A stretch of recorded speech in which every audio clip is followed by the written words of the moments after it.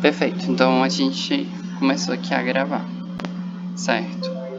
Então, como eu estava falando, né, a internacionalização dos direitos humanos, ela começa mesmo depois da Segunda Guerra Mundial, quando a gente percebe aquelas monstruosas violações em relação aos direitos humanos, principalmente, né, da parte dos nazistas. E aí se percebe que existe uma necessidade muito grande de se criar um sistema internacional de proteção dos direitos humanos que consiga de fato efetivar a proteção desses direitos, porque a gente também sabe que antes, né, da Segunda Guerra Mundial houve a criação da Liga das Nações e tentou-se de alguma forma evitar uma outra guerra e também proteger de uma certa maneira os direitos humanos, o que não foi possível, infelizmente. Então, após a Segunda Guerra Mundial, o foco maior é a proteção dos direitos humanos e a segurança internacional.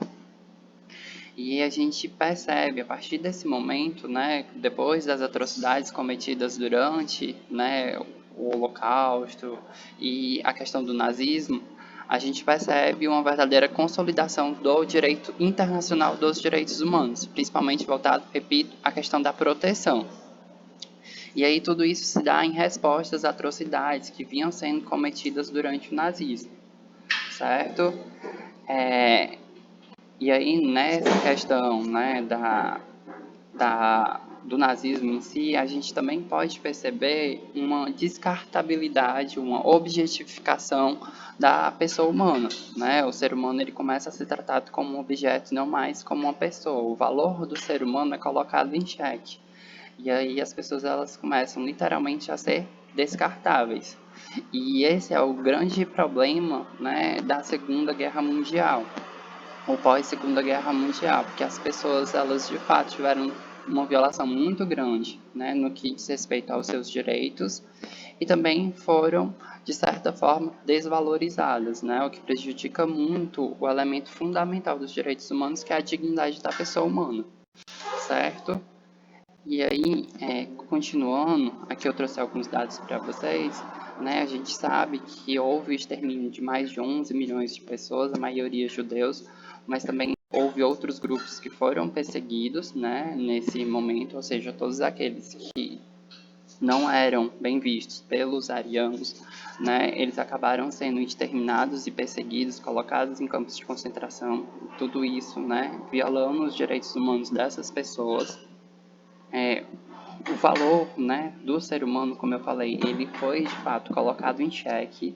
Essas pessoas elas foram sendo cada vez mais menosprezadas e tiveram seus direitos violados. Nesse momento também existe, né, o que a Hannah Arendt chama de banalização do mal. Aquelas pessoas é como se elas tivessem desligado o racional, é como se elas não estivessem mais pensando nas suas próprias atitudes e estivessem só executando tarefas, né? Como se aquilo que eles estivessem fazendo com outras pessoas não tivesse um significado, era só uma tarefa que deveria ser cumprida, que aquilo não traria um malefício para as outras pessoas. E aí, Hannah Arendt também fala de algo que vai ficar muito marcado para os direitos humanos, é que essa importância do direito de ter direitos. Então, o que seria a máxima dos direitos humanos se torna essa questão do direito da pessoa ter direitos, esses direitos protegidos. Então, a gente pode perceber, né, que o indivíduo ele tem que ter direito à vida, à liberdade, à igualdade, todos esses direitos que a gente vem comentando, de todas as gerações ou dimensões, né, da palavra comum ficar mais adequada para você. E aí, pós Segunda Guerra Mundial, a gente também percebe uma reconstrução daquilo que significa direitos humanos. A gente vai para uma concepção atual do que seria direitos humanos, que é justamente naquela visão holística que a gente também já conversou, da indivisibilidade, interdependência e interrelacionalidade dos direitos, né? Você ferir um direito é ferir todos os direitos. E você, no caso, concretizar um direito seria, de uma certa forma, concretizar todos os direitos. Então, eles estão realmente, de certa forma, muito ligados uns com os outros. Seja da primeira dimensão, da segunda dimensão, seja qual for a dimensão, eles estão interligados. E aí, em relação a essa violação, né, a gente pode ver que a partir, né, do pós-Segunda Guerra Mundial, essa preocupação com a internacionalização dos direitos humanos, o que se percebe é que a questão da violação dos direitos humanos para de ser uma questão doméstica, ou seja, do país em si, e passa a ser uma questão internacional, de todos os estados, de todos os países. Isso é muito importante para a proteção, né, de todos os indivíduos, porque se um indivíduo num país X está sendo privado dos seus direitos humanos, isso interessa a toda a humanidade, não só aquele estado, né, aquele país daquele o que o indivíduo pertence, certo?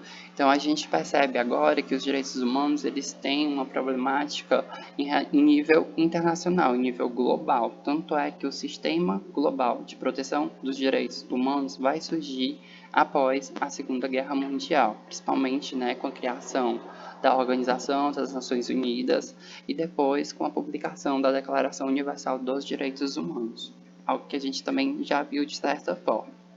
Então, passa a existir um processo de internacionalização dos direitos humanos, certo? E aí, o que é interessante já nesse momento é que essa internacionalização dos direitos humanos já pressupõe uma delimitação da soberania dos países.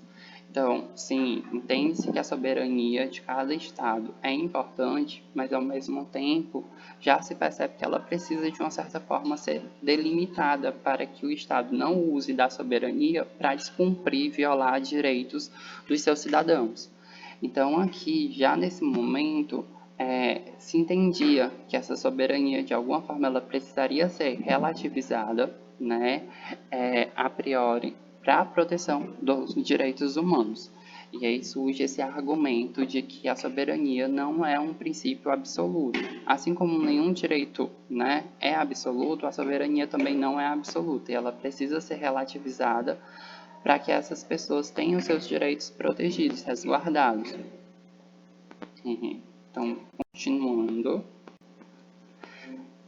E aí, a partir da internacionalização dos direitos humanos, que a gente pode ver é a criação, né, da ONU, a Organização das Nações Unidas, ou só Nações Unidas, em 1945, e também, né, como eu falei, a adoção da Declaração Universal dos Direitos Humanos, são aqueles 30 artigos que a gente já estudou, que no caso vão juntar a primeira e segunda dimensão. Então, a partir desse momento, os estados eles percebem que eles não podem mais tratar os seus cidadãos como querem, né? Eles têm que respeitar os direitos que estão consagrados nessa declaração. E isso é muito importante, porque de uma certa forma, mais uma vez, reforça aquele argumento de que a soberania ela precisa ser relativizada. Também houve, né, a questão do Tribunal de Nuremberg, muito importante para essa época, e também é muito relevante que vocês entendam como funcionou esse tribunal. Basicamente, esse tribunal ele foi criado para julgar os indivíduos, né, daquele período, após a Segunda Guerra Mundial, e esses indivíduos estavam sendo condenados por crimes, né, de guerra, crimes contra a paz, crimes contra a humanidade, enfim, era um extermínio, né, era um genocídio, e aquilo precisava ser condenado, julgado, processado. E esse tribunal ele foi criado justamente para isso, para julgar e processar esses indivíduos. De certa forma, esse tribunal ele também vai ser criticado porque ele é visto como um tribunal de exceção, e ele fere o princípio da legalidade, porque naquele momento não se entendia ou não se tinha esses crimes que eu falei, né? O crime de contra a humanidade, crimes contra a paz, crimes de guerra, eles não existiam. Então, o argumento que se tinha naquele momento contra o Tribunal de Nuremberg, que foi utilizado pelos advogados, né, das pessoas que estavam sendo julgadas, é que aquilo não poderia existir, porque, enfim, não existia o crime naquele momento. Tá, só um minuto, pessoal. Ok. Tá. Vai demorar muito, será? Pode trocar? Ah, Não. tá. Só vai fazer o barulhinho que eu vou descer esse aqui. Tá, qualquer coisa eu paro aqui. Obrigado, viu? Só um minutinho, tá? Que o rapaz tá trocando aqui o ventilador.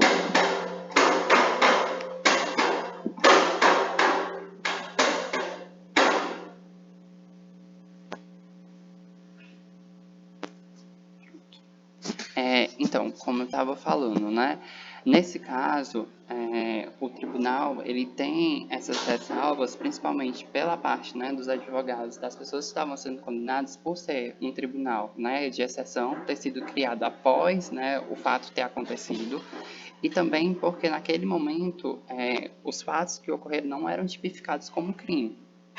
Entretanto, também se entendia que aquilo, né, que aconteceu, a questão do Holocausto, a questão da perseguição, do extermínio, né, prejudicou tanto a humanidade que precisava ser julgado. E aí, qual foi o argumento utilizado? A gente realmente não tem tipificado isso como crime, mas existem os costumes internacionais. E aí, esses costumes, eles são erga omnes, eles valem para todas as pessoas. Erga omnes é justamente isso, é valer para todas as pessoas. E aí, a partir desse argumento dos costumes internacionais, essas pessoas elas poderiam ser punidas, porque já naquele momento se entendia que a tortura, por exemplo, o tratamento cruel, desumano, degradante, ele não era para ser aceito. Então, foi a partir desses costumes internacionais que esses indivíduos passaram a ser realmente condenados. Né, o que se utilizou foi esses costumes. E qual é a diferença do costume para o tratado internacional? Então, o tratado internacional ele só vai ser aplicado entre os estados que assinaram aquele tratado. Né, os estados que celebraram, os signatários daqueles tratados, é que vão ter que obedecer o conteúdo daquele tratado. Diferentemente de um costume internacional que tem que ser, né, como eu falei, obedecido por todos. Então, todos têm que, de uma certa forma, respeitar aquele direito que está sendo tratado pelo costume internacional. Até aqui tudo bem? Tá dando para entender? Vocês conseguem acompanhar direitinho? Posso seguir?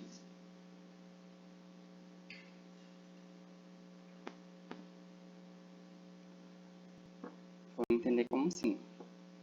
Então, finalizando essa questão, obrigado. Finalizando essa questão, né, o que a gente percebe a partir dessa questão do Tribunal de Nuremberg é que se consolida a ideia, né, de que a soberania dos estados ela realmente pode ser limitada, tanto que os indivíduos, né, da Alemanha, aquelas pessoas que estavam sendo processadas, foram processadas e condenadas, a maioria, e que os direitos humanos eles tinham que ser protegidos a partir de uma vertente internacional, ou seja, os indivíduos eles passaram a ter uma relevância para o direito internacional. Então, aquele problema, né, aquela violação de direitos de um determinado cidadão em um determinado estado não ia ser mais só uma questão doméstica daquele estado, ia ser uma questão realmente que iria envolver todos os países, seria, né, de interesse de toda a humanidade, um plano internacional. E a gente chega na questão da Carta das Nações Unidas. Esse documento foi exatamente o que criou a Organização das Nações Unidas, certo? Então, é a partir desse documento que surge as Nações Unidas em 1945. E aí, esse momento, né, os órgãos que fazem parte da Organização das Nações Unidas, eles vão ser mais estudados a partir da terceira unidade. Mas eu vou trabalhar com vocês, pelo menos, o nome de cada um a partir de agora, para que vocês tenham um entendimento de como funciona a Organização das Nações Unidas. Então, a Organização das Nações Unidas ela é dividida em órgãos, né, e tem os órgãos principais. O que a maioria daqui deve já ter ouvido falar é a Assembleia Geral da ONU e o Conselho de Segurança da ONU. São os dois órgãos que ficam mais demonstrados a nível, né, nacional. E a gente consegue ter um pouquinho da ideia de como funciona cada um. A Assembleia Geral, ela no caso vai poder utilizar a participação de todos os membros da Organização das Nações Unidas. Então, são 193 Estados-membros e todos eles participam da Assembleia, todos eles podem debater, todos eles podem votar. Então, cada país tem um voto. E aí, esse órgão, que é a Assembleia Geral, ela tem muita ligação com aquele universalismo de confluência que a gente falou, né? Que é aquela construção democrática do que seria o mínimo ético, o que seria os direitos humanos. Então, isso vai sendo criado a partir de um diálogo. E é justamente isso que acontece na Assembleia Geral, né? Os países eles vão, no caso, conversando, dialogando entre si, e cada país tem direito a um voto, e cada país ele é de fato ouvido, né, a partir do seu representante. Já o Conselho de Segurança, ele está mais ligado à questão da paz e da segurança internacional. Ele é um órgão que só privilegia 15 Estados-membros. Desses 15, 5 são permanentes e os outros 10 eles são rotativos. A cada 2 anos eles vão mudando. E aí, o que vocês precisam saber basicamente é que esse órgão, ele efetivamente, né, pode intervir em algum Estado que seja signatário da Carta das Nações Unidas. Então, a partir de uma votação feita entre esses 15 membros que eu falei, o órgão em si, as Nações Unidas, ela pode intervir militarmente em um Estado que esteja violando os direitos humanos. É muito difícil disso acontecer? Até porque os 5 países, né, os 5 estados que são membros permanentes, que mais lá na frente a gente vai ver, eles têm direito a um veto. Então, é muito difícil que essa intervenção, de fato, aconteça. O que, de fato, vem acontecendo são uns embargos econômicos, embargos comunicacionais, esses tipos de embargos não tão agressivos, né? Que não vão pegar realmente a violência física. Isso é realmente o que tem acontecido até então, certo? Então, falando da Assembleia Geral e do Conselho de Segurança, a gente também vai ter o Conselho de Economia, né, o Conselho Econômico e Social, o Conselho de Tutela e o Secretariado. Esses são os 3 órgãos também muito importantes da ONU. Né? O Conselho Econômico e Social, ele trata de questões, como o próprio nome já diz, ligadas à economia, à sociedade, à cultura. Então, ele está trazendo, né, certas pesquisas, certas informações, tudo isso ligado a esse tema. Já o Conselho de Tutela, ele está desativado atualmente, porque ele foi criado basicamente depois daquele período de descolonização dos países africanos. A intenção dele seria tutelar esses países que estavam sendo descolonizados para que, nesse processo de descolonização, fossem respeitados os direitos humanos, fossem implantados os direitos humanos, fossem promovidos os direitos humanos. Como essa descolonização ela já acabou, esse conselho ele acabou sendo desativado, certo? Já o secretariado, que seria, né, que traria o secretário-geral da ONU, ele é um órgão mais administrativo, ele que vai cuidar realmente da execução daquilo que precisa ser feito, realizado. Aquelas recomendações, aquelas resoluções, elas são executadas, vamos dizer assim, ele coloca a mão na massa a partir desse secretariado. E a gente também tem a Corte Internacional de Justiça, certo? Que seria um órgão consultativo e, ao mesmo tempo, que tem o poder de condenar, certo? Então, ele serve para fazer justamente aquilo que vocês vão fazer daqui a pouco, que é um parecer jurídico. Ele pode realizar pareceres jurídicos tanto para a Assembleia quanto para o Conselho de Segurança. Ele é que vai dar a opinião jurídica fundamentada para esses outros órgãos, né, para que a partir dessa opinião esses órgãos tenham uma clareza do que precisa ser feito. Mas ele também vai julgar os estados que são signatários, né, da Carta das Nações Unidas. Então, um conflito que tenha entre os estados é a Corte Internacional de Justiça que vai julgar.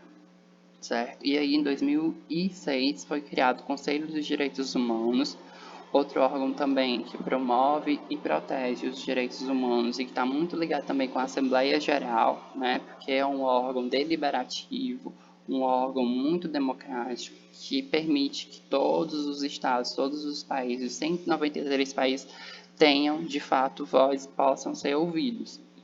E aí, essa Carta das Nações Unidas, ela é considerada como um marco histórico na consolidação, né, da internacionalização dos direitos humanos. É a partir dessa carta que os direitos humanos, eles de fato ganham um mundo. Eles param, como eu falei, de ser um problema do campo doméstico, né, e passam a ser algo que é de interesse de toda a humanidade. E aí, buscando, né, a promoção e a proteção dos direitos humanos, é que essa carta ela vem se consolidando. E aí, a partir da criação das Nações Unidas, é que vai ser promulgada a Declaração Universal dos Direitos Humanos. E um ponto importante é que essa carta, né, que trouxe a criação da ONU, ela não definiu o que seriam os direitos humanos e nem o que seriam as liberdades fundamentais. A definição de direitos humanos, como a gente já viu, ela vai ser dada a partir da Declaração Universal dos Direitos Humanos. Essa declaração, ela vai trazer um rol de 30 direitos que vão ser considerados como aqueles direitos mínimos para que a pessoa possa viver com dignidade. Então, é a partir dessa declaração que a gente consegue ter uma definição mais clara do que seriam os direitos humanos.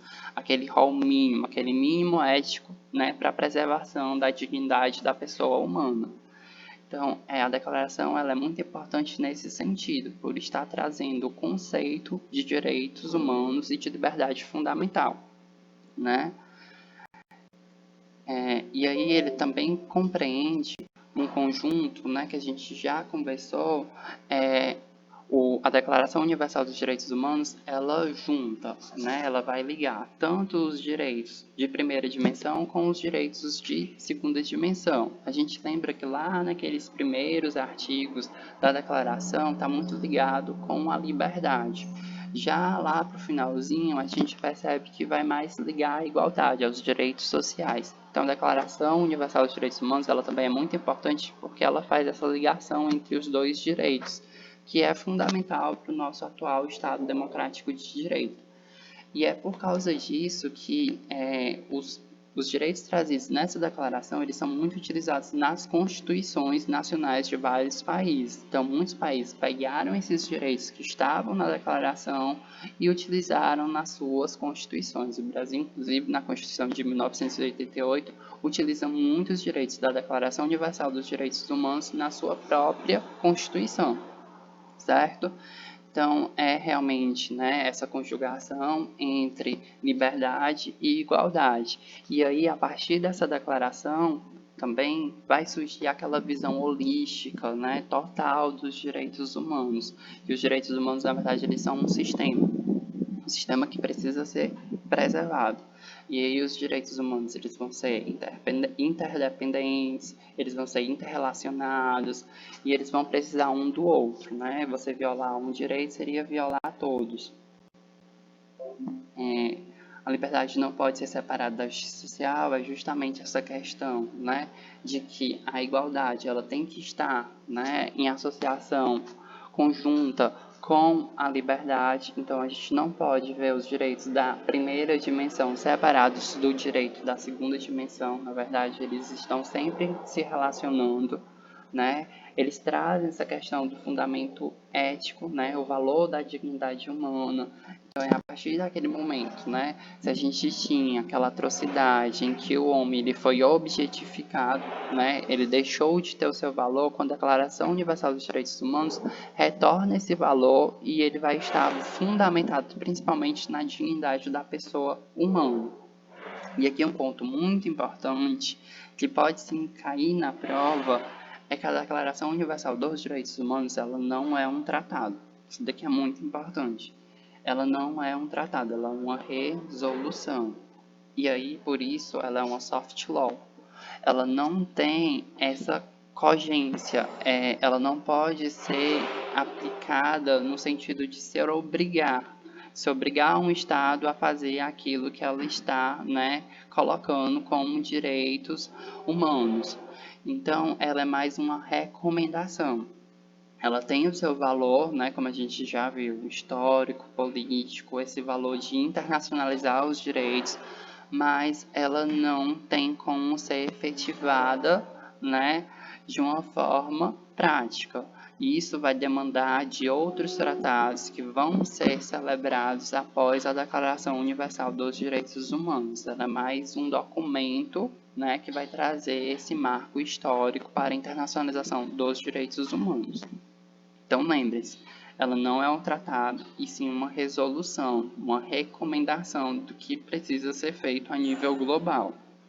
E aí, os direitos que estão nelas, como a gente já conversou, eles vão sendo positivados nas constituições e aí sendo efetivados no território interno de cada país. Os estados sistematicamente, né, aqueles estados que violam sistematicamente a Declaração Universal dos Direitos Humanos, por mais que ela não seja um tratado, eles não podem ser aprovados pela comunidade internacional. Então tem um valor político muito grande. Se você perceber que um Estado ele viola de forma sistemática, né, os direitos dos seus cidadãos, ele passa a ser repudiado pela comunidade internacional. E aí isso vai muito ao encontro do que a gente conversou, né? Os direitos humanos, eles não são mais uma questão doméstica, e sim internacional. Então, isso se fecha muito com a Declaração Universal dos Direitos Humanos. E a gente finaliza essa parte introdutória e a gente vai começar agora a falar dos tratados internacionais de direitos humanos. Na verdade, a gente vai falar dos tratados internacionais, para depois adentrar na questão dos tratados internacionais relativos a direitos humanos.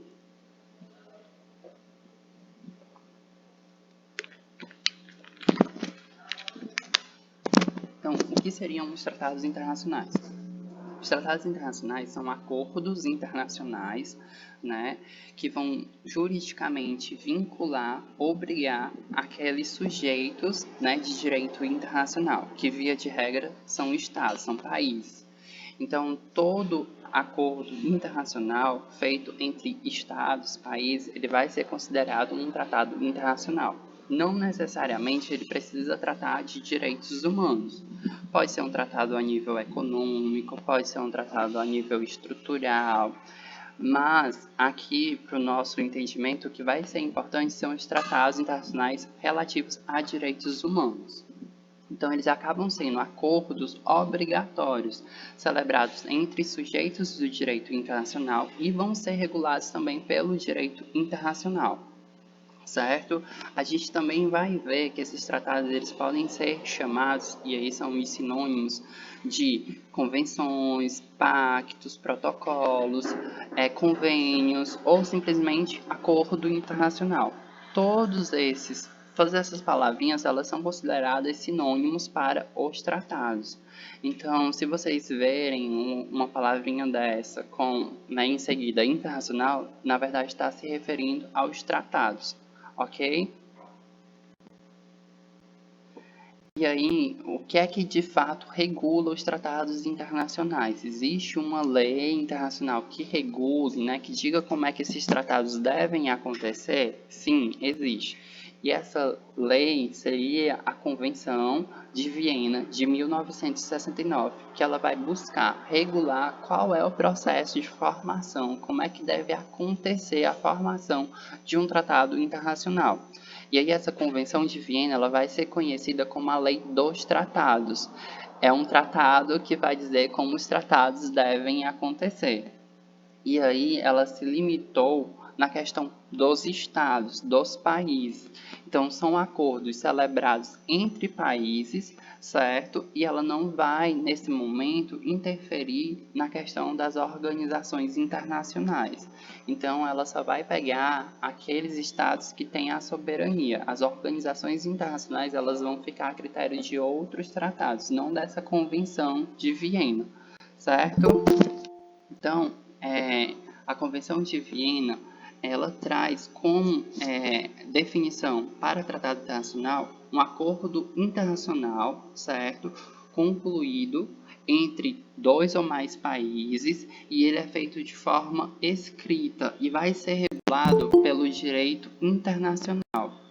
Então, é o direito internacional que vai regular como vai funcionar, ou como deveria funcionar o processo de formação desses tratados entre dois ou mais estados, né, países.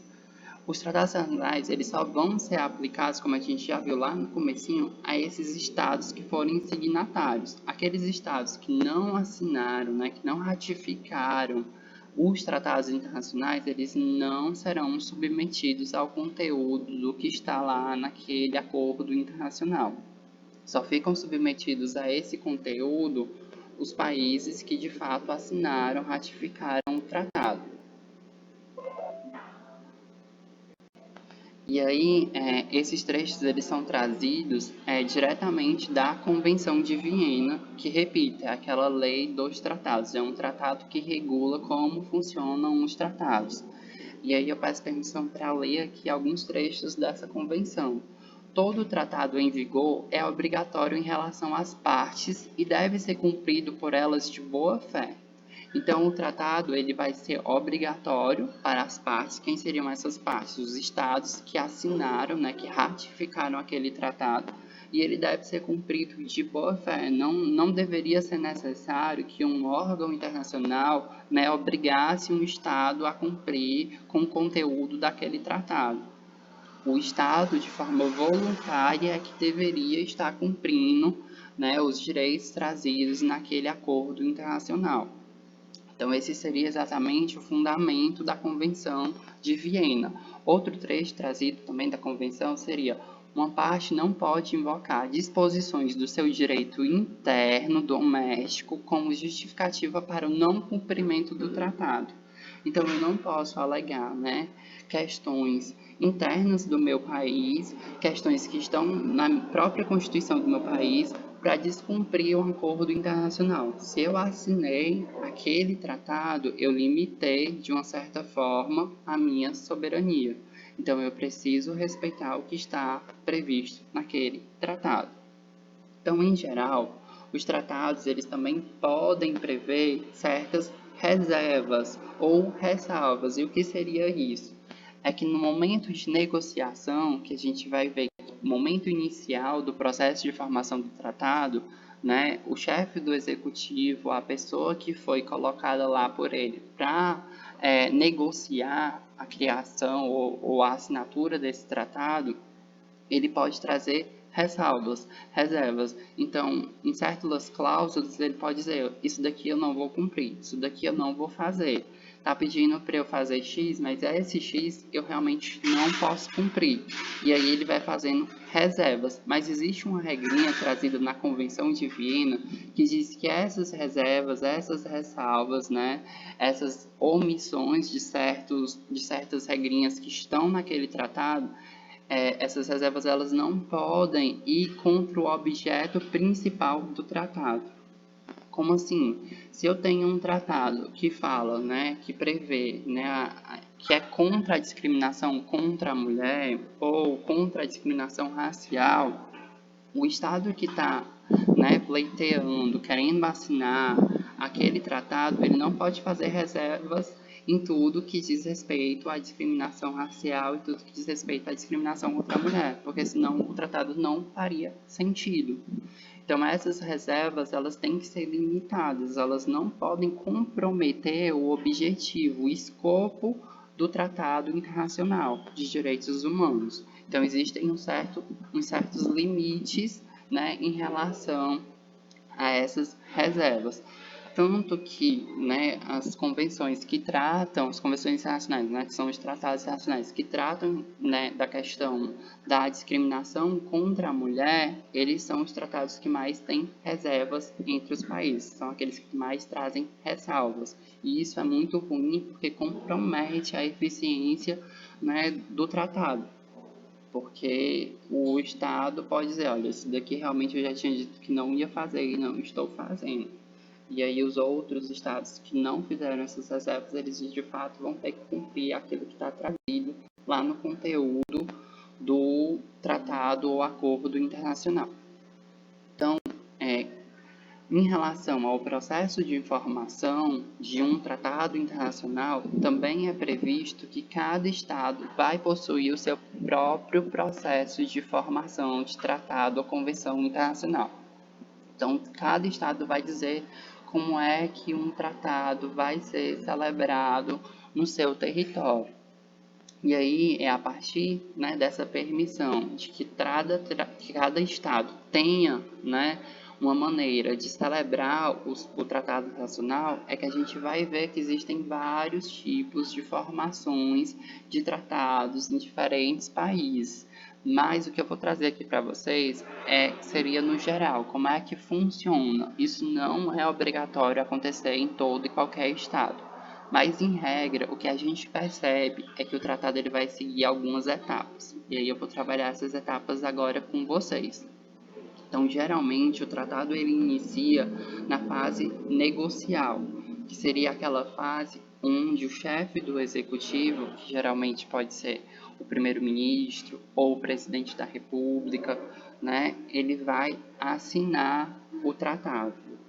E aí, essa é a parte inicial do processo de formação do tratado. É justamente nesse momento que o Estado ele tem que falar quais são as suas reservas, quais são as suas ressalvas.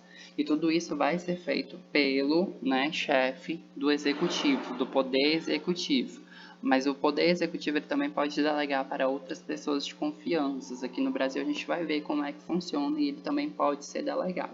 Mas a primeira fase, repito, é essa questão da negociação seguida de uma conclusão e assinatura, né?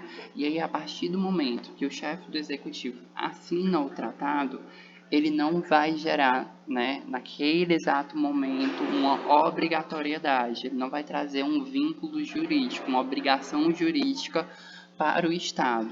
Ele, na realidade, precisa ser levado ao poder legislativo daquele estado, daquele país. Então, o segundo passo, após a assinatura, é que o Estado leve esse tratado que foi assinado para apreciação e provável aprovação do Poder Legislativo. Então, a assinatura ela é levada, né, para que seja averiguada pelo Poder Legislativo daquele país. Então, o legislativo ele vai, no caso, verificar se de fato aquele tratado é favorável para os cidadãos daquele país e se porventura ele acreditar que sim, ele vai aprovar por meio de provavelmente um decreto legislativo, que no caso é o que acontece aqui no Brasil. E aí, a partir da aprovação do legislativo, certo? Ou seja, a gente teve a assinatura lá do executivo, depois a gente veio para o legislativo apreciar e aprovar, e depois que ele aprova, ele é de novo entregue ao poder executivo para que ele possa ratificar aquele tratado. E aí, depois da ratificação, que seria uma terceira etapa, que é que o tratado internacional vai trazer efeitos, certo, para os estados. Aquele estado vai ter que, de fato, cumprir o conteúdo que está naquele acordo internacional. E aí a etapa final seria o depósito, você realmente entregar aquele instrumento de ratificação, né, do chefe do executivo para o órgão responsável pela custódia desse instrumento.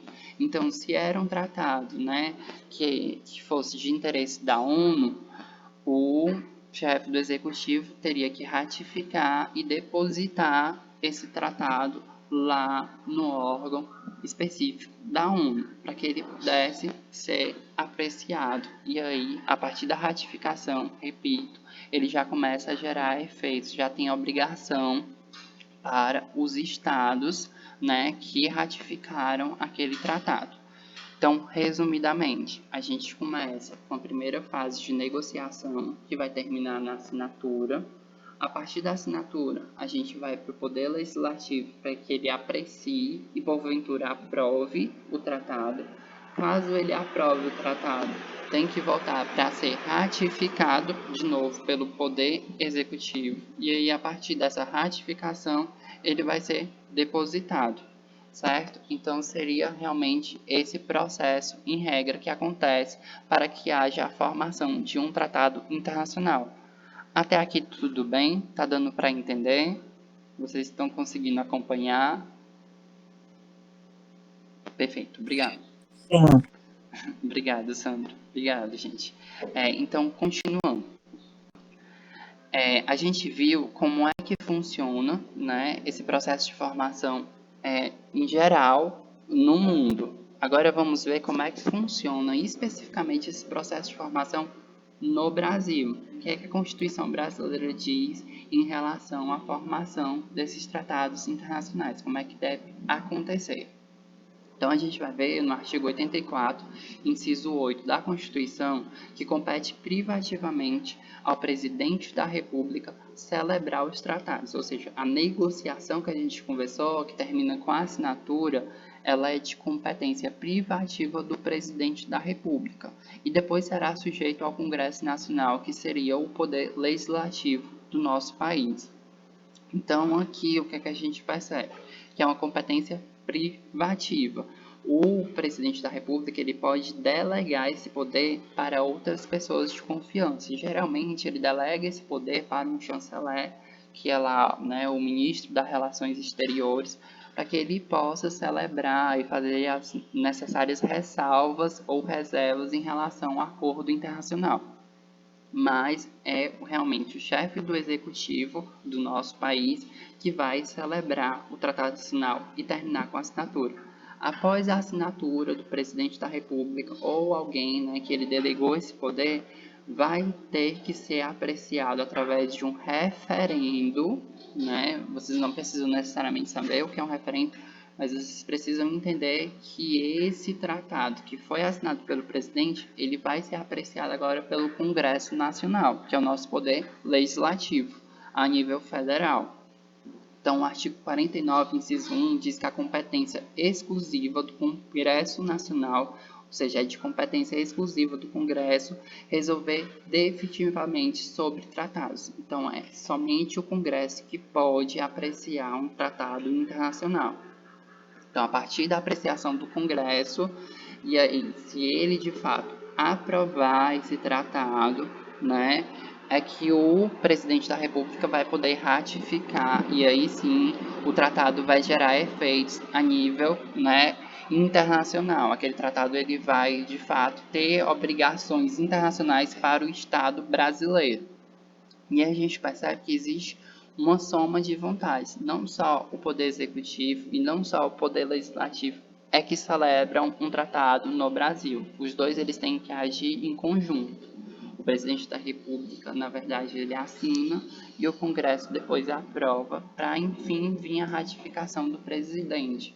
Então, é um conjunto de vontade, é uma colaboração entre o executivo e o legislativo, né? E a gente pode ver aquela questão dos freios e contrapesos, porque se a gente deixasse, né, só o presidente da República para assinar e fazer valer um tratado nacional, isso iria, né, concentrar muitos poderes no poder executivo. E se fosse o contrário, somente o Congresso Nacional pudesse celebrar um tratado, isso já concentraria o poder no poder legislativo. Então foi dividido, essa tarefa está sendo dividida entre os dois órgãos, tanto do poder executivo quanto do poder legislativo, certo?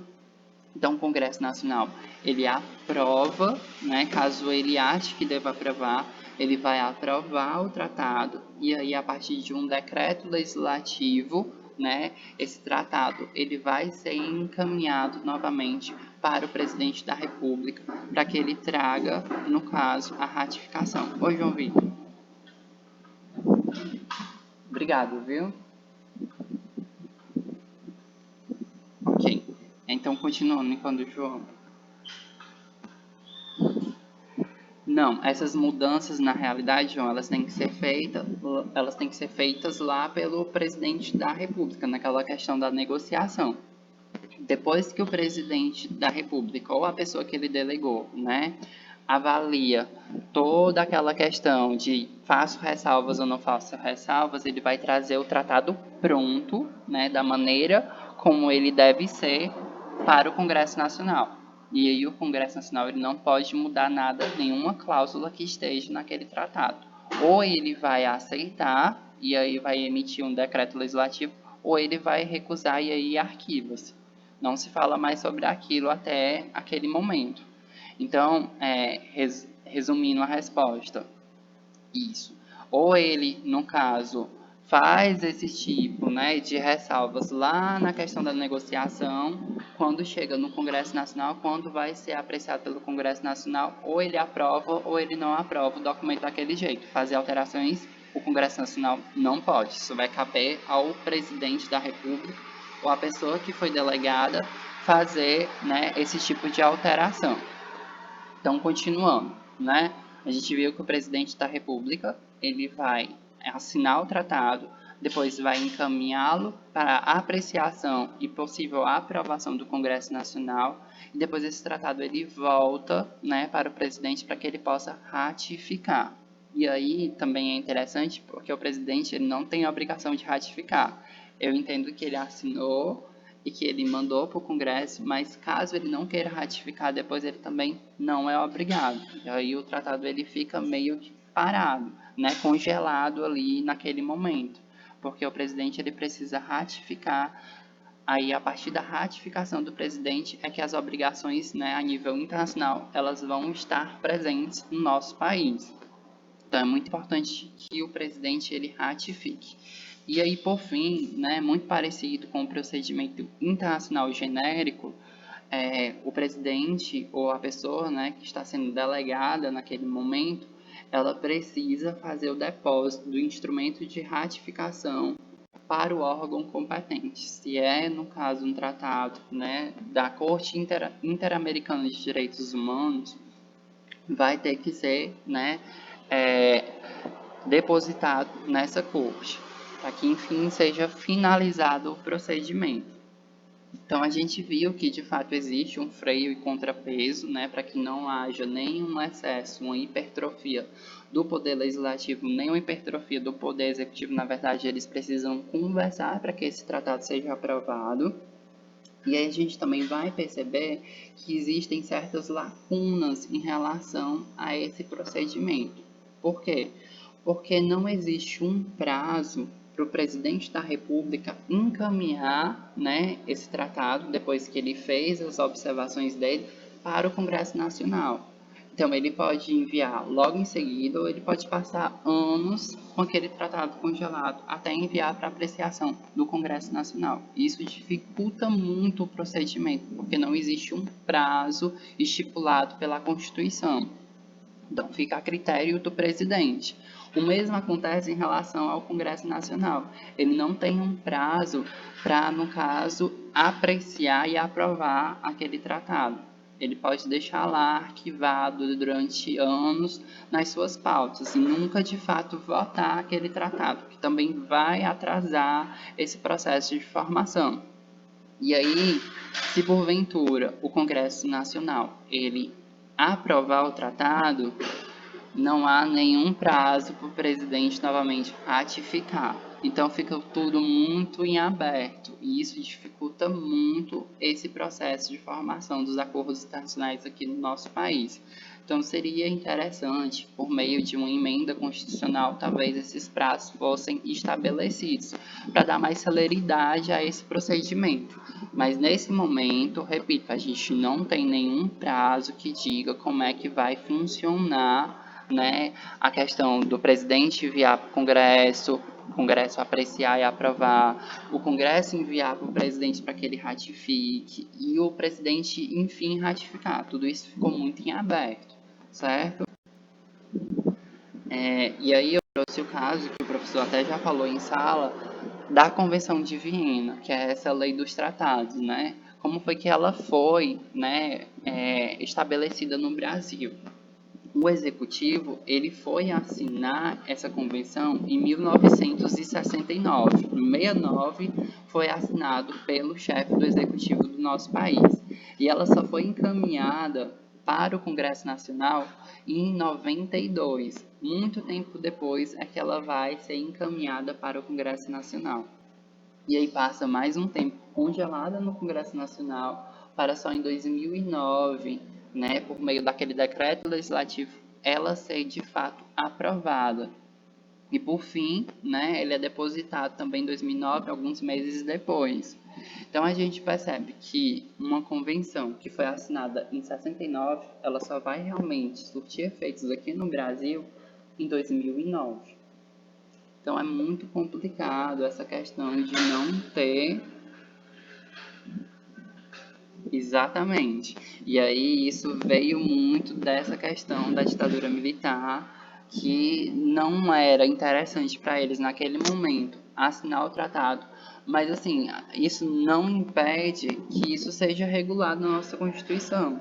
Então é muito interessante que a Constituição, já prevendo que isso possa acontecer, não por causa de ditadura militar, por qualquer outro motivo, já deixe claro qual é o prazo que cada um precisa cumprir.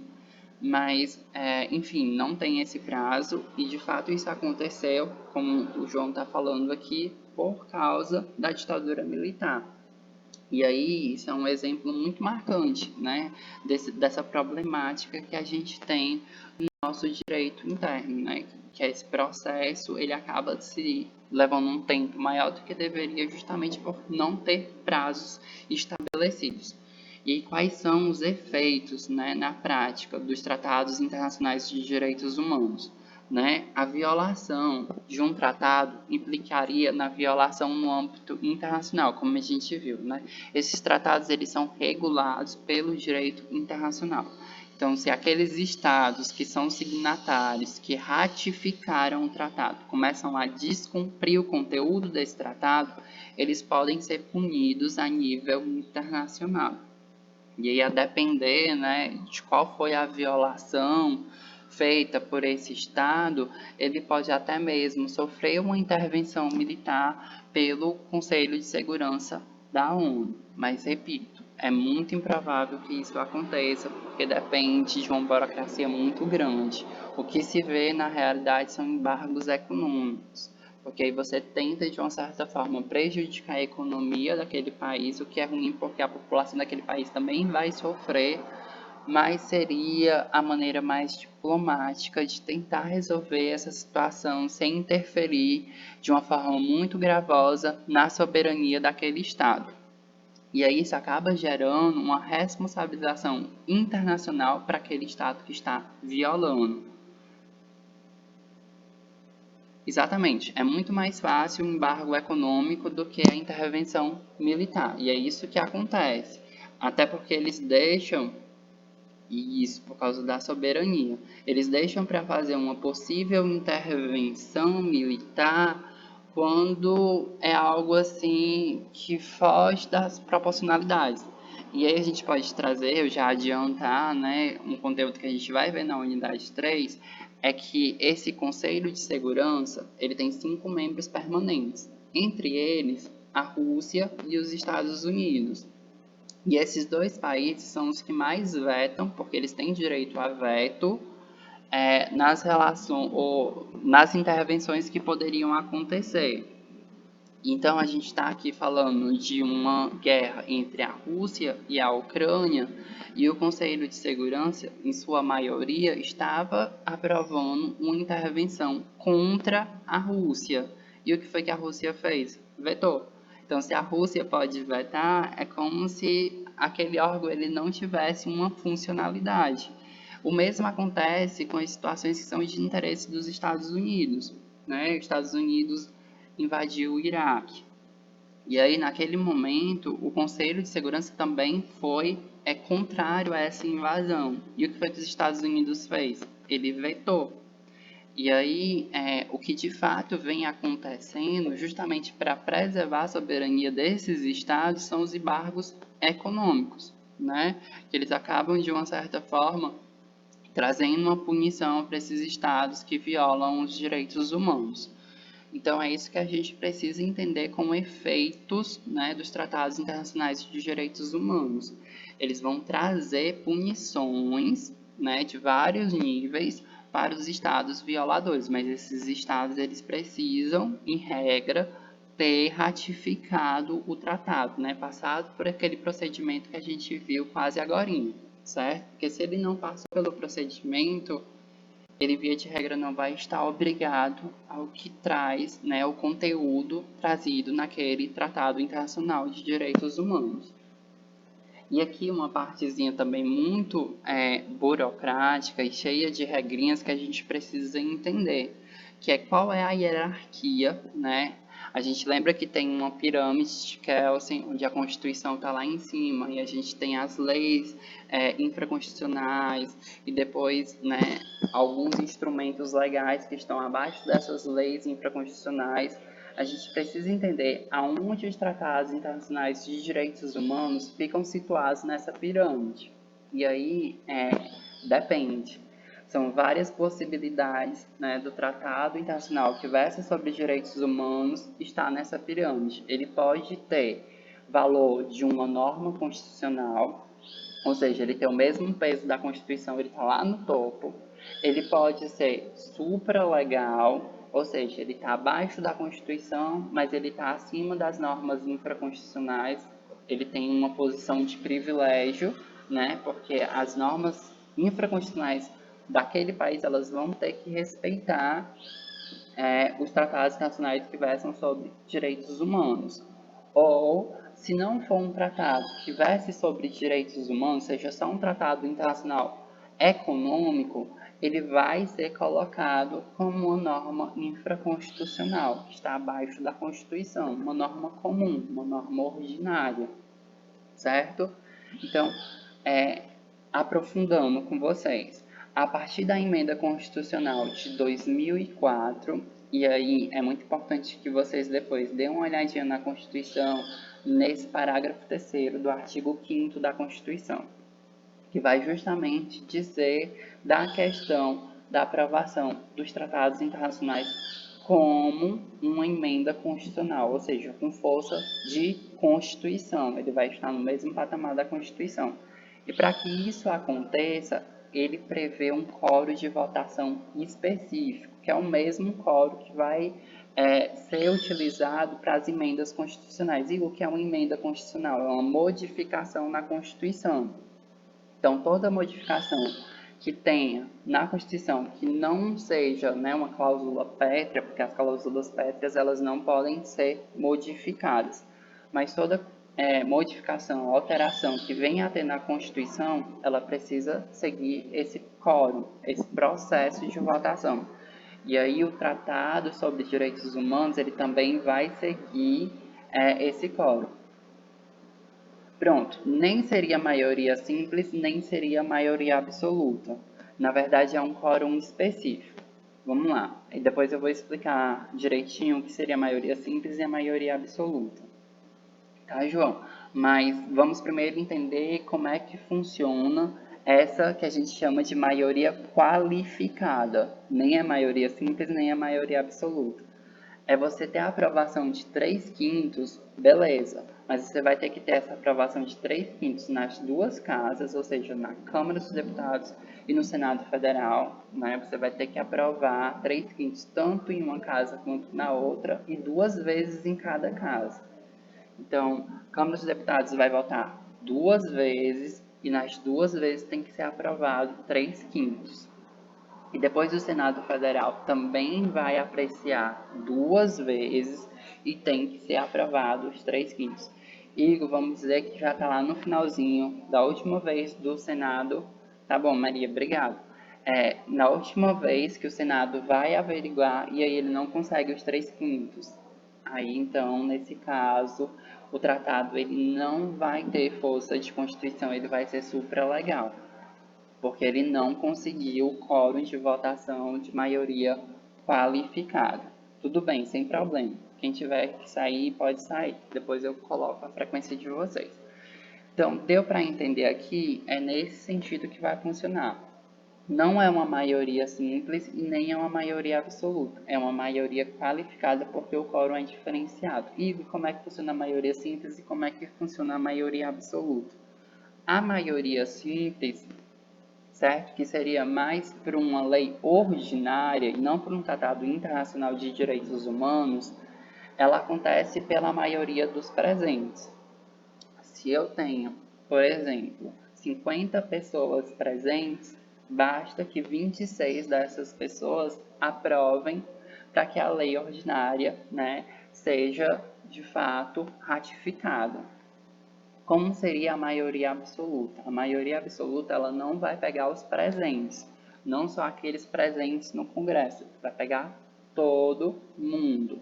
Então, se eu tenho 513 deputados, né, a maioria absoluta seria a maioria desses 513 deputados, e não só daqueles que estariam presentes na sessão de votação. Então, vamos supor, para ficar mais fácil, que seriam 100 deputados, né? A nossa Câmara dos Deputados, ela tem só 100 deputados. Desses 100 deputados, independentemente de quem estivesse presente, eu precisaria de 51 votos desses deputados. Isso seria a maioria absoluta. E aí, por fim, a maioria qualificada eu já expliquei para vocês. A gente precisa de 2 votações em cada casa e que essa votação ela seja aprovada por mais de 3/5, né, de cada um desses componentes, né, tanto da Câmara dos Deputados quanto do Senado Federal. Gente, essa maioria qualificada deu para entender? Alguém ficou com dúvida? Precisa que eu repita? Que eu fale de uma outra forma? Perfeito, ótimo. Então, é desse jeito, obrigado, Beatriz, que a gente percebe que o tratado ele vai, né, ser colocado como uma emenda constitucional, tem a mesma força de uma Constituição. Então, se o Tratado de Direitos Humanos, né, ele tem que versar sobre direitos humanos, for aprovado com esse quórum de maioria qualificada, ele vai ficar no topo da pirâmide, ali do lado da Constituição, como se fosse, né, um elemento da Constituição. E aí ele vai ter força de norma constitucional. E aí, né, surgiu uma dúvida, porque como a gente viu, essa emenda constitucional ela é de 2004. Mas antes de 2004 já tinham tratados que regulavam direitos humanos e tinham sido aprovados pelo nosso Congresso Nacional. E aí como é que ficavam esses tratados que foram aprovados antes de 2004? Ou então como é que ficam aqueles tratados que depois de 2004 não conseguem alcançar essa maioria qualificada, não conseguem os 3/5 nas 2 casas, nas 2 vezes? Como é que eles vão ficar na pirâmide?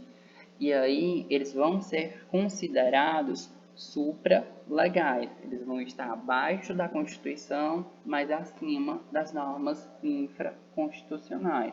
Ou seja, todos aqueles tratados de direitos humanos que foram aprovados, né, antes de 2004, eles são considerados supralegais. E o mesmo acontece com os tratados de direitos humanos que não conseguem a maioria qualificada.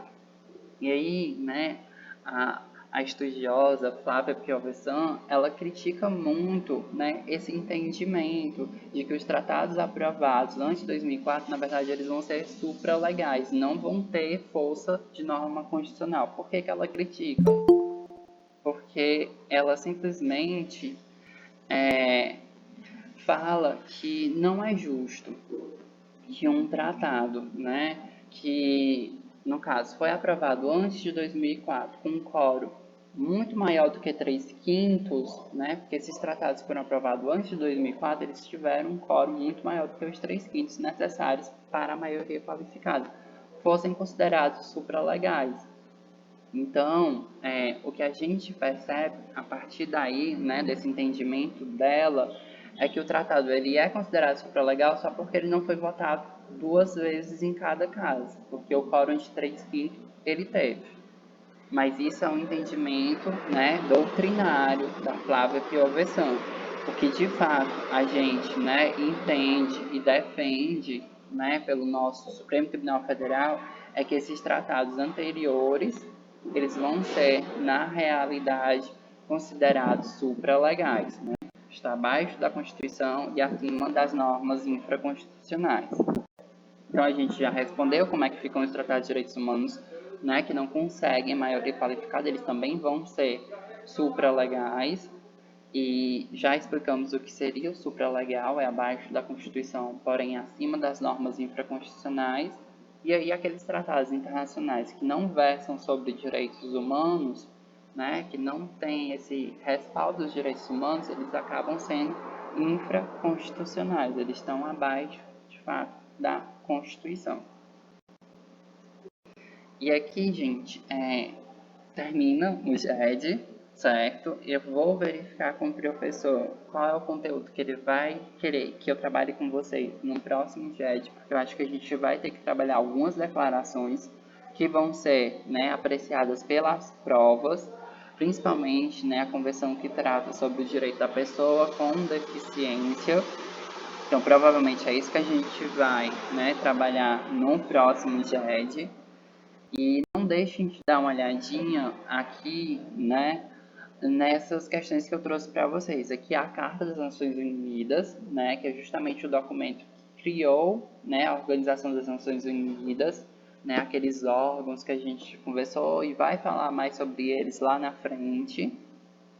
Também trouxe, né, a Convenção de Viena, que até já trouxe alguns trechos da Convenção de Viena. Repito, né, a lei dos tratados, o tratado que diz como é que um tratado deve funcionar, essa Convenção de Viena. Então, aqui, se vocês clicarem no link, vocês vão poder acessar essa convenção na íntegra e ver todos os artigos. Trouxe um vídeo explicando o que seria a ONU, já que a gente não pôde trabalhar nesse encontro exatamente como funciona a ONU, a gente só falou de uma forma muito genérica, então aqui nesse vídeo é muito interessante porque ele vai explicar como funciona a ONU, quais são os órgãos principais e tudo de uma forma muito elucidativa. Aqui nesse outro vídeo explica a formação dos tratados internacionais, certo? O processo de formação de modo genérico que a gente viu e repito, assinatura, depois a apreciação do poder legislativo, depois ratificação do chefe do executivo, para por fim ele ser depositado no órgão responsável. E aí, por fim, também aqui, né, a gente tem um outro vídeo que diz como é o processo, né, dos tratados internacionais no Brasil, né, que a gente já viu aqui como é que funciona, a Constituição diz como é que vai funcionar e está muito parecido com o processo genérico internacional, né? O presidente celebra para depois enviar para apreciação e possível aprovação do Congresso. O Congresso manda para o presidente para ele ratificar e depois ele deposita no órgão competente. Gente, até aqui, alguém ficou com alguma dúvida? Alguém se perdeu? Tranquilo? Tudo certinho? Perfeito. Pois eu agradeço a participação de vocês. Quem porventura não colocou, né, nome e matrícula, coloque o nome e matrícula. E aí eu estou devendo para vocês o slide da estrutura do parecer, mas eu mando ainda essa semana para vocês darem uma olhadinha como é que funciona, viu?